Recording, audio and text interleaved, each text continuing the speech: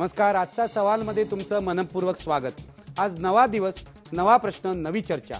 आज आपण चर्चा करणार आहोत पाकिस्तानबद्दल. तुमच्या लक्षात असेल, बरोबर 7 दिवसापूर्वी म्हणजे 3 मार्चला लाहोरमध्ये दहशतवादी हल्ला झाला होता. श्रीलंका टीमचे काही खेळाडू जखमी झाले होते आणि त्यानंतर 7 दिवस पाकिस्तानात भयंकर अशा घटना घडत आहेत. पाकिस्तान जवळजवळ एका सुरुंगावर उभा आहे असं सगळे म्हणतायत. माझा आजचा प्रश्न आहे, पाकिस्तानच्या लोकशाहीला लष्कराचा धोका आहे का? हा प्रश्न मी अशासाठी विचारतोय की पाकिस्तानचे लष्कर प्रमुख जनरल कयानी यांनी काल पाकिस्तानचे अध्यक्ष जे आहेत झरदारी त्यांना असा इशारा दिला की तुम्हाला सत्ता सांभाळता येत असेल तर ती नीट सांभाळा, ती नीट सांभाळली नाही तर लष्कराला विचार करावा लागेल.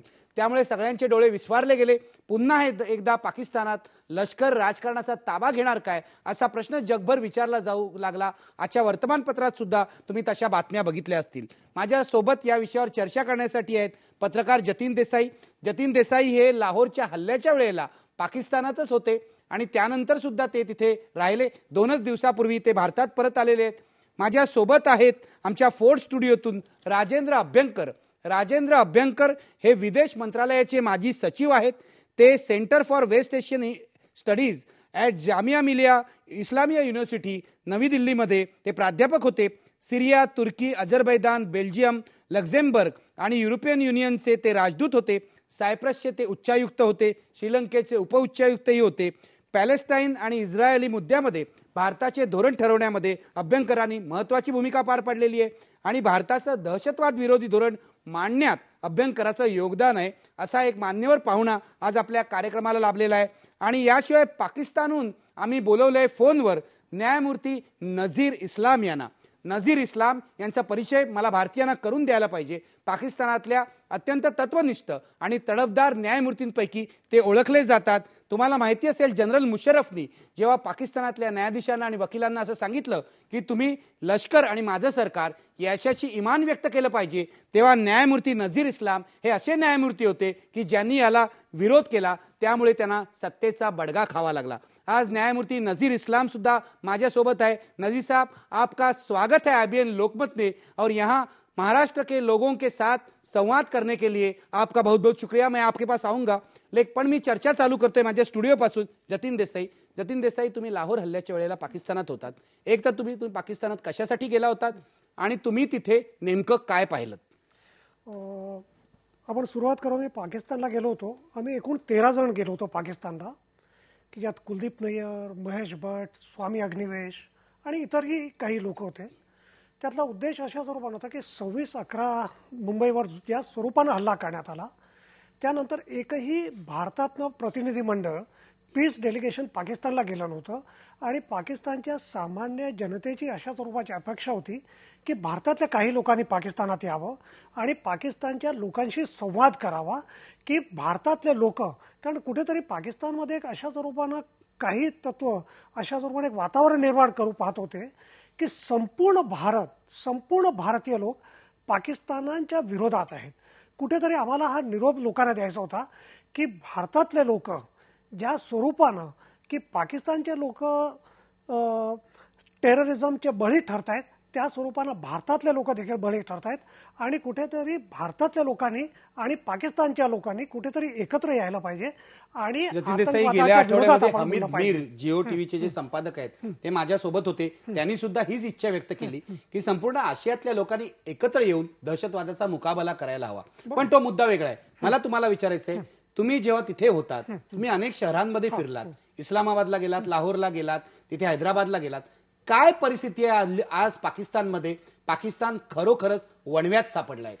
पाकिस्तानात आज अत्यंत स्फोटक परिस्थिती ही आपल्याला मान्य करावी लागेल. म्हणजे त्याला एकतर पाकिस्तानचे जे काही 4 प्रांत आहेत, म्हणजे north West Indian province, Balochistan, Punjab आणि सिंध, या 4ही प्रांतातल्या परिस्थिती वेगळे आहेत. बलुचिस्तान तर अत्यंत म्हणजे बलुची लोक जे आहेत की त्या बलुची लिबरेशन आर्मी आहे, ते नॅशनॅलिटीचे स्ट्रगल तिकडे कुठेतरी लोक लढत आहेत. नॉर्थ वेस्ट इंडियन प्रोव्हिन्स हा प्रामुख्याने पख्तून लोकांचा प्रदेश आहे आणि तिकडे तालिबानचा प्रभाव खूप वाढलेला आहे. आणि आपण पाहिलं की मागच्या महिन्यात की अवामी नॅशनल पार्टी, की जो पक्ष खान अब्दुल गफार खान फ्रंटियर गांधी यांचा वारसा सांगणारा पक्ष, अत्यंत सेक्युलर आणि स्वतःला डावा पक्ष सांगणारा, त्याने देखील तालिबानच्या लोकांच्या सोबत तडजोड केली आणि कुठेतरी शरिया कोर्ट त्या मलकंद भागात, म्हणजे मलकंद हा जो काही म्हणजे भाग आहे शर्यतवर आधारलेलं कोर्ट अशा स्वरूपानं त्या भागात 15 तारखेपासून अस्तित्वात येणार आहे. म्हणजे तिकडची ही परिस्थिती आहे. पंजाबमध्ये ज्या स्वरूपानं झरदारीने की नवाज शरीफ आणि त्याच्या भावाला शहबाजला ज्या स्वरूपानं पाकिस्तानच्या सुप्रीम कोर्टाने निर्णय दिला, त्यानंतर ज्या स्वरूपानं पाकिस्तानच्या राष्ट्राध्यक्षांनी संबंध 2 महिन्यासाठी पंजाब सरकारच बरखास्त करून टाकली आणि त्या ठिकाणी ज्या स्वरूपानं गव्हर्नर राज राहिलं, त्यामुळे पंजाबमध्ये प्रचंड असंतोष आहे.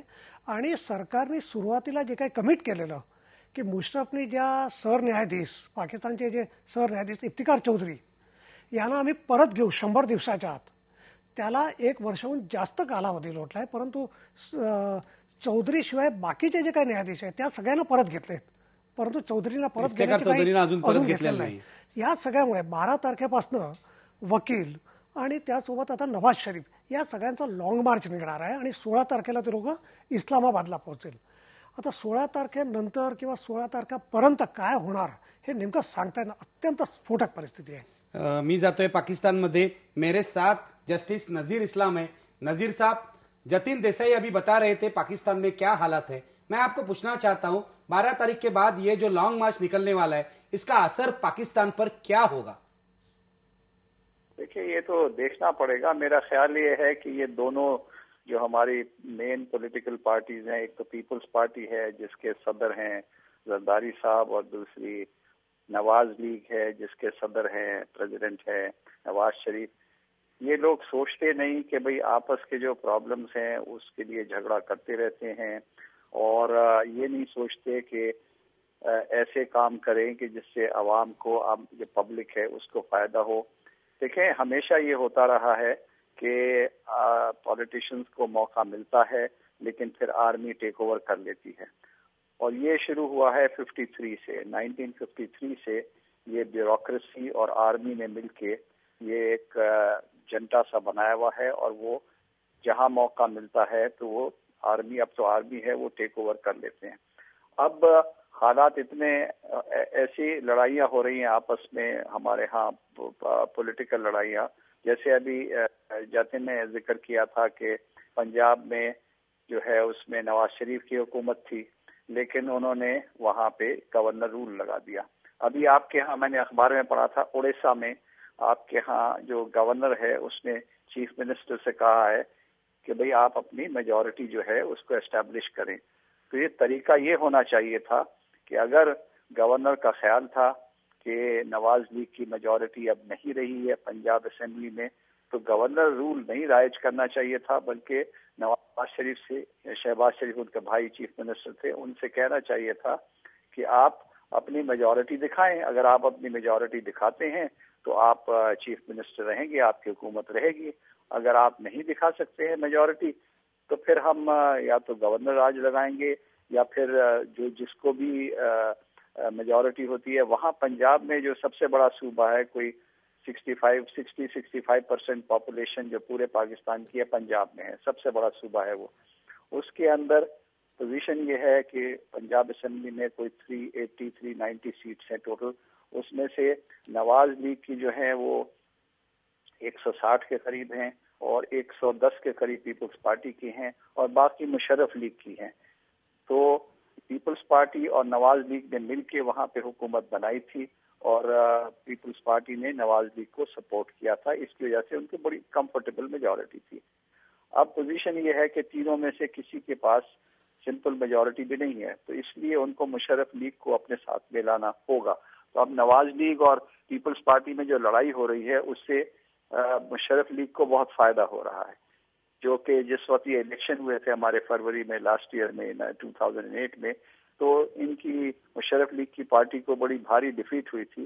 सिवाय पंजाब में उनको सीटें मिली थी, और सारे तीनों प्रोविंसेस में उनको बहुत बुरी तरह हार हुई थी. जी जज साहब, ये चर्चा हम जारी रखेंगे. मुझे आपको ये भी पूछना है कि इससे आर्मी को फायदा होगा क्या? जो धमकियां आर्मी ने, जनरल कयानी ने दी है, उसका असर क्या होगा? लेकिन मैं आपके पास थोड़ी देर के बाद आऊंगा. माझ्या बरोबर आहेत राजेंद्र अभ्यंकर, विदेश मंत्रालयाचे माजी सचिव, मी त्यांचा परिचय करून दिलेला आहे. अभ्यंकर साहेब, मला सांगा, जे काय पाकिस्तानात चाललंय, तुम्ही बघितलेलं आहे पाकिस्तान कसं चालतं जवळून, आशिया खंडाचं एकूण चलनवलन तुम्हाला माहिती आहे, काय विश्लेषण कराल तुम्ही? मला काही बिलकुल शंका नाही आहे की जी स्थिती आहे पाकिस्तानमध्ये आज ती आहे स्फोटक आहे. कारण लष्कराचा जो प्रभाव पाकिस्तानमध्ये राहिला आहे 53 सालपासून, जसं जस्टिस साहेबांनी सांगितलं, त्याचं एक कारण हे आहे की जेव्हा पाकिस्तानचे जिना साहेब होते तेव्हा त्यांनी तुर्कस्तानचं मॉडेल घेतलं की army as the protector of the secular constitution. तर that was the original idea.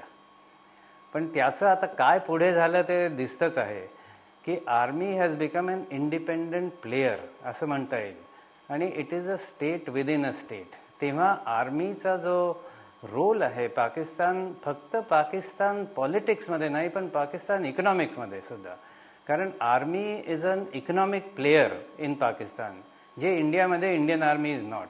तर ह्या सगळ्या गोष्टी बघताना आर्मी काय करेल आणि आर्मी आपली स्वतःची जी पोझिशन आहे ती प्रोटेक्ट करू इच्छित आहे ह्यात सुद्धा शंका नाही आहे. तेव्हा हे स्फोटक होण्याकरता बऱ्याचशा कारणं आहेत.